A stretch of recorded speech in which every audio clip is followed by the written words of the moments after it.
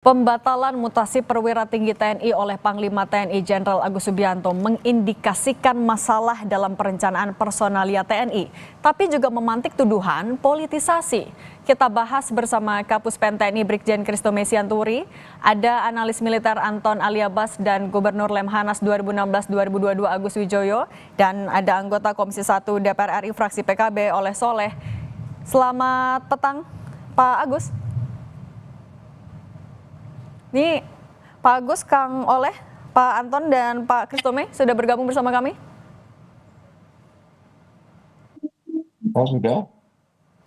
Kalau Ya. saya Oke, Pak Agus, saya mau ke Anda dulu. Pak Agus, selang sehari mutasi dianulir. Ini selama Anda masih aktif di TNI, apakah ini adalah hal yang lazim, hal yang pernah terjadi?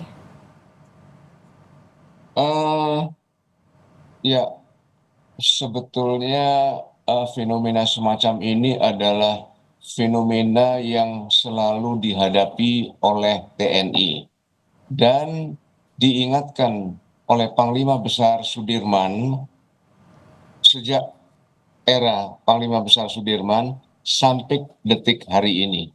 Apa itu? Yaitu tentang politisasi TNI. Oleh Pak Dirman disebutkan dua hal yang perlu diwaspadai. TNI jangan terlalu merambah ke atas untuk ikut membuat keputusan politik. Karena hal itu berbahaya untuk menjadikan pemerintahan itu adalah pemerintahan militer.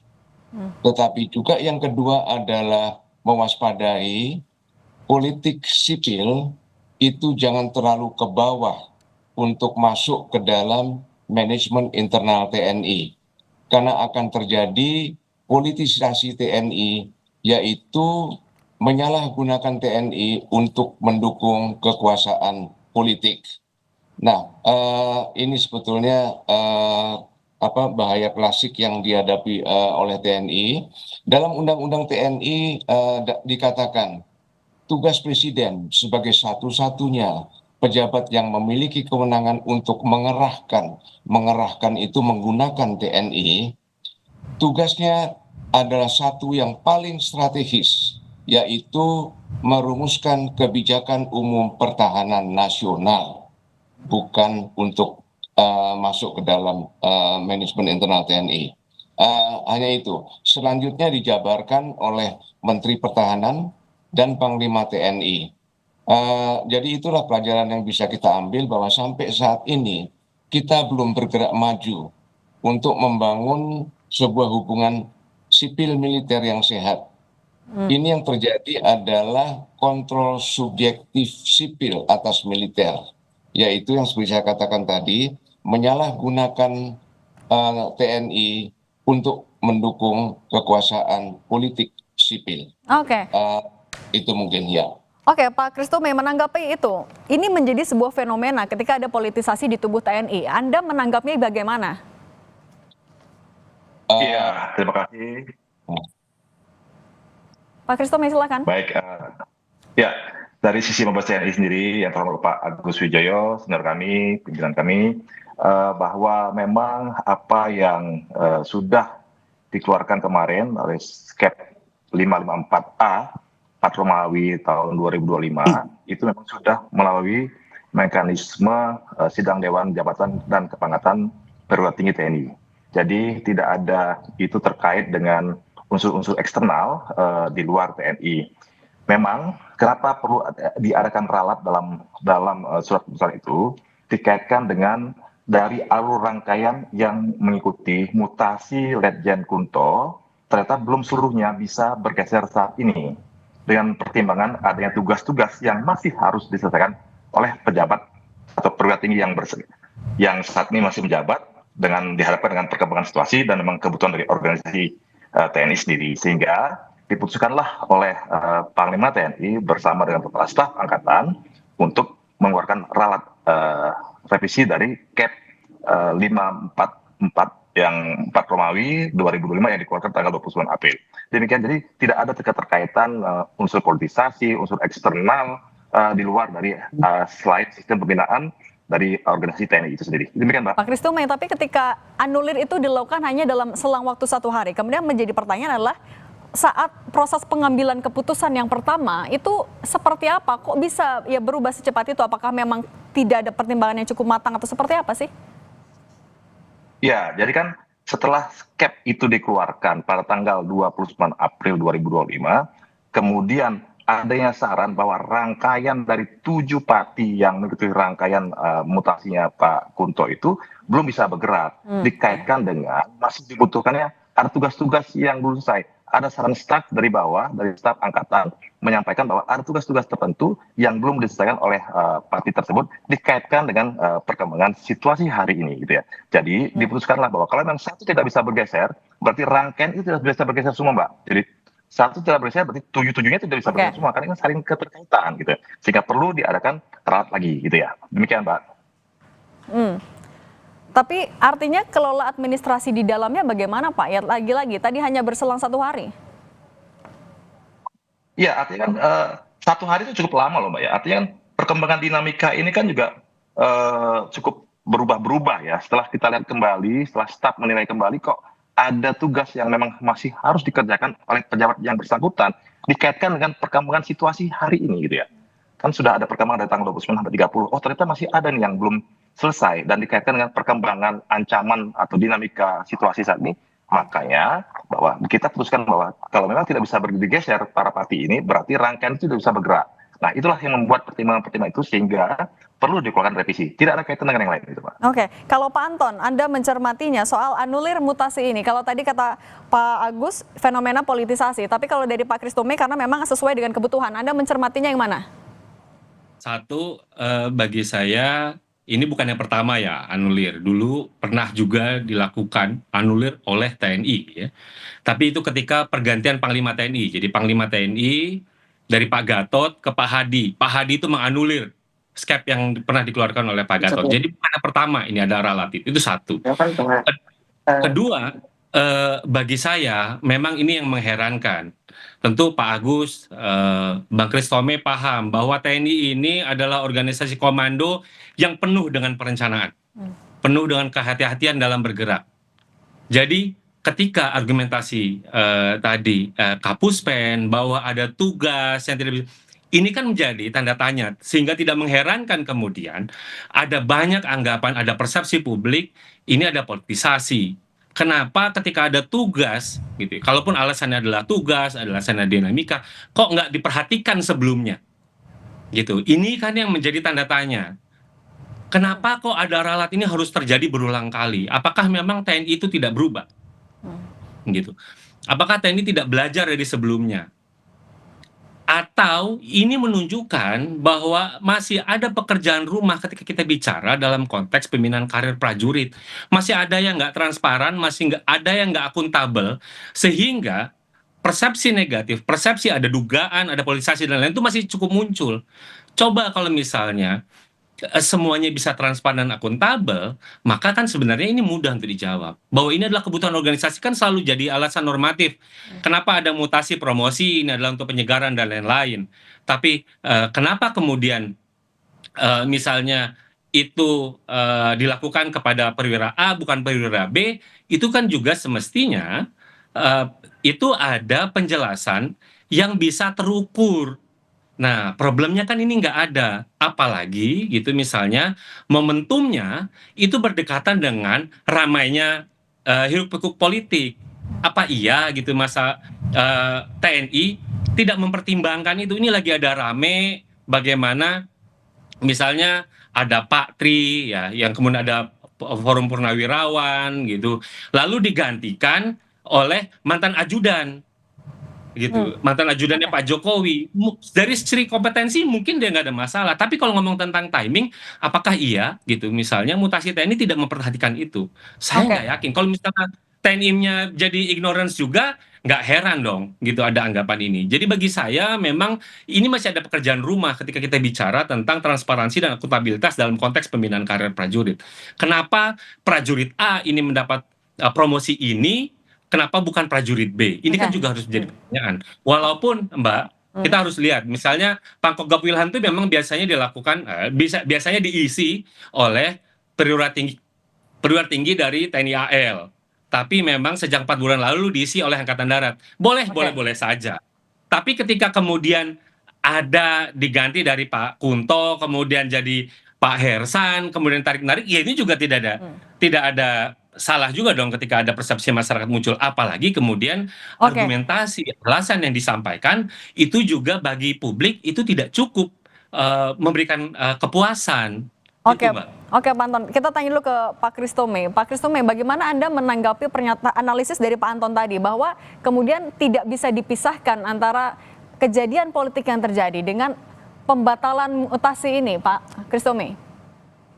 Ya, tadi kan sudah di awal saya jelaskan bahwa tidak ada keterkaitan antara mutasi ini dengan unsur-unsur eksternal lainnya. Ini murni dalam rangka pembinaan karir yang memang sudah dirapatkan melalui sidang Dewan Jabatan dan Kepala Tinggi Perwira Tinggi TNI. Ya, jadi tidak ada keterkaitan itu. Yang rapat itu adalah Panglima TNI memimpinnya dengan Kepala Staf Angkatan dibantu oleh para asisten personelnya yang memang mereka paham tentang pola karir prajurit. Ya, saya rasa Mas Anton juga tidak mengerti pola karir prajurit kan gitu ya. Artinya yang tahu bengkel dalamnya TNI adalah TNI. Nah, biarkanlah kami TNI untuk merencanakan itu sendiri. Jadi silakan kalau untuk berpersepsi atau berpendapat, silakan ya. Kalau mau mengkait-kaitkan, silakan saya. Tapi yang jelas bahwa hari ini mekanisme prawanjakti, mekanisme wanjakti itu sudah dilakukan. Dan memang ketika keputusan itu diambil, ternyata baru ada saran lain dari staf yang menyatakan bahwa ini tidak bisa ditinggalkan karena ada perubahan dinamika ancaman, maka harus aturan biarkan ralat. Demikian. Oke, Kang Oleh, kalau dari Komisi 1, apakah juga akan mendalami ini, memanggil Panglima untuk memastikan ada atau tidak unsur politis? Tapi jangan dijawab dulu, kita bahas lagi sesaat jeda.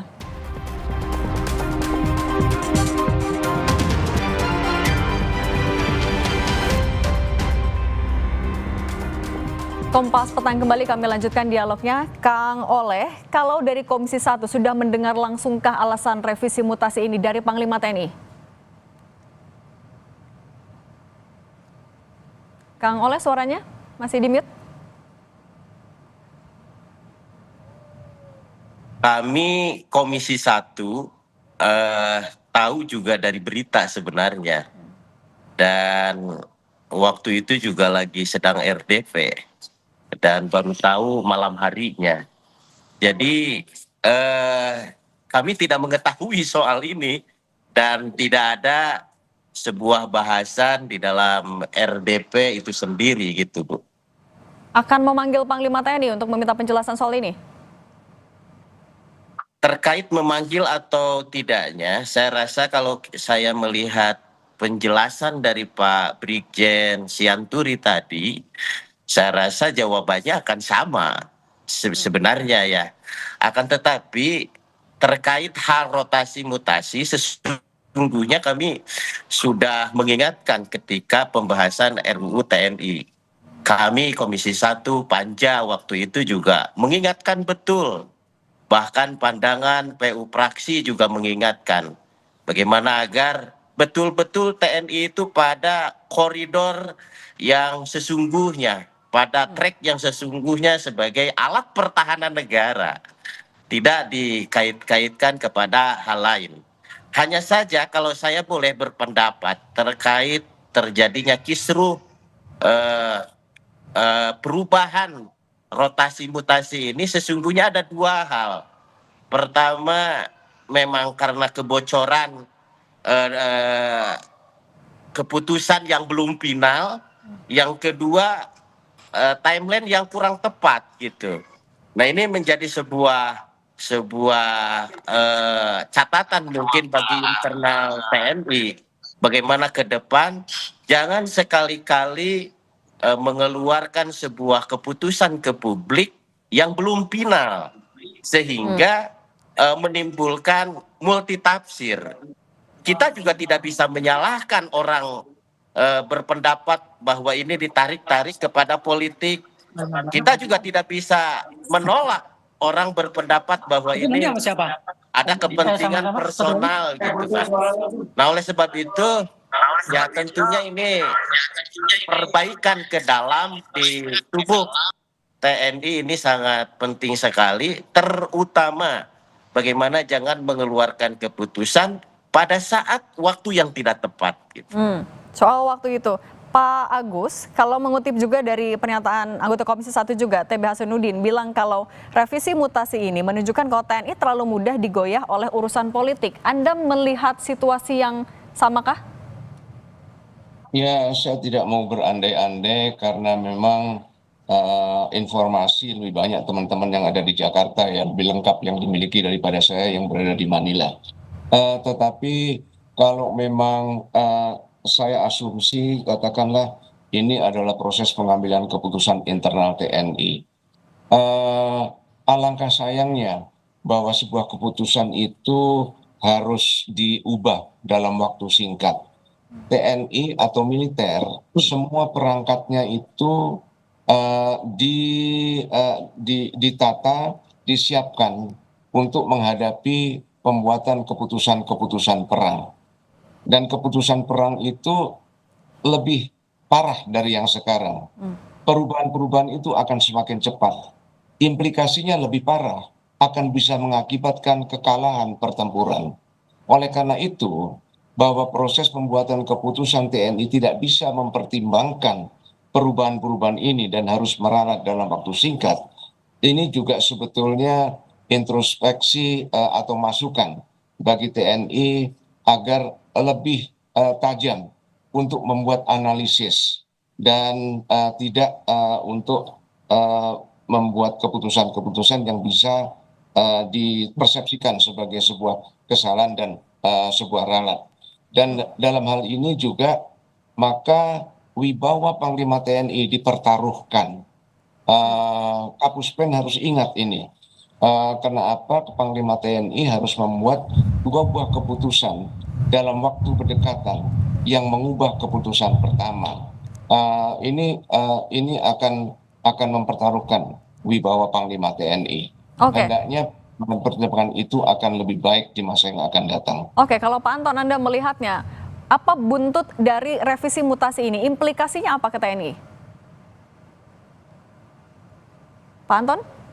Ya, bagi saya sih implikasinya nggak ada, karena sebenarnya kan kalau dari poin 4 sampai 10 ya mereka yang dibatalkan kemudian diganti dengan orang lain ya.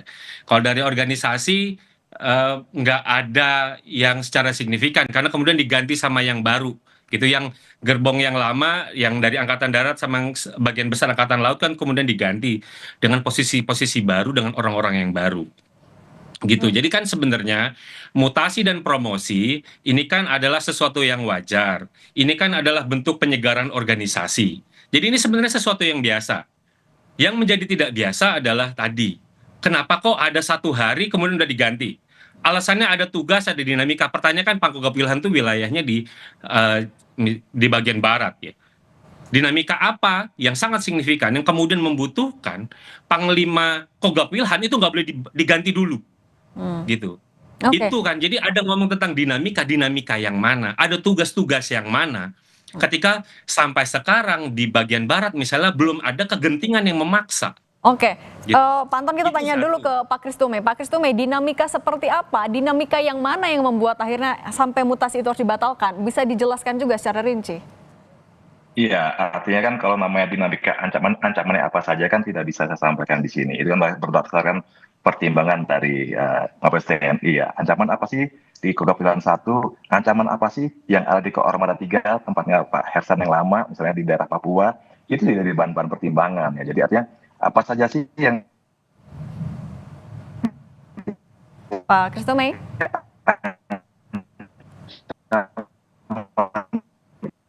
Oke, kami perbaiki dulu sambungan Zoom-nya. Saya minta tanggapan dulu dari Kang Oleh sampai kita menunggu Pak Kristume. Kang Oleh, kalau dari Komisi 1, apakah melihat memang ada dinamika yang sebegitu genting sampai mutasi ini harus direvisi? Saya rasa kami tidak terlalu ingin masuk ke dalam lebih dalam karena yang tahu tentang kebutuhan organisasi TNI ya TNI itu sendiri. Saya rasa TNI memiliki hak independen untuk melakukan rotasi mutasi. Kami tidak bisa memiliki persepsi hal-hal Ya, lain. itulah yang Kami mendasari hanya Panglima mengingatkan TNI harus bahwa mengambil keputusan cepat. dalam rotasi mutasi ini ya sudah ada aturan yang salah satunya adalah seperti aturan Panglima TNI nomor 50 tahun 2015 dan juga Panglima TNI nomor 40 tahun 2018. Saya rasa tahapan-tahapan itu ya kami hanya mengingatkan bahwa meritokrasi, rotasi mutasi jabatan itu ya harus betul-betul dikedepankan, mengabaikan kepentingan-kepentingan lain apalagi ditarik-tarik kepada hal-hal politik. Nah, mengawasinya agar tidak ada politisasi dalam proses itu sejauh mana? Saya rasa kalau mengawasinya ya kita pastilah rapat Oke. internal RDP mengingatkan, tetapi kan kita tidak bisa mempengaruhi mereka. Oke. Karena DPR juga makhluk politik, organisasi politik. Nah, Oke. ini kami serahkan gitu kepada TNI yang betul-betul TNI memiliki hak independen untuk menentukan kebutuhan TNI itu sendiri. Oke, punya kewenangan sendiri. Kalau dari Pak Agus, artinya apa yang seharusnya dilakukan oleh TNI juga agar tidak ada politisasi di dalam tubuhnya, terutama kalau dalam konteks ini ya, dalam mutasi dan pemilihan juga jabatan? Iya, perubahan dalam waktu singkat menimbulkan pertanyaan memang bagi publik, tetapi terutama juga bagi para perwira warga TNI yang bersangkutan. Itu akan memberikan perubahan trust kepada pimpinannya. Saya itu diperintahkan untuk mengabdi kepada siapa, gitu. Mengapa ada perubahan? Dan kalau perubahan ini karena ancaman, saya rasa ancaman pertahanan itu adalah pertahanan nasional. Kalau memang ada ancaman, itu bisa dirasakan oleh seluruh bangsa. Misalnya Papua bergolak, misalnya sebuah negara akan menyerang, sebuah negara melakukan persiapan-persiapan untuk menyerang, itu akan didahului oleh tanda-tanda, dan itu akan ditangkap oleh publik. Jadi saya rasa itu, dan pengaruhnya adalah saya tidak setuju bahwa itu tidak ada pengaruhnya. Itu ada pengaruhnya. Pengaruh itu adalah kepercayaan terhadap pimpinan TNI oleh warganya.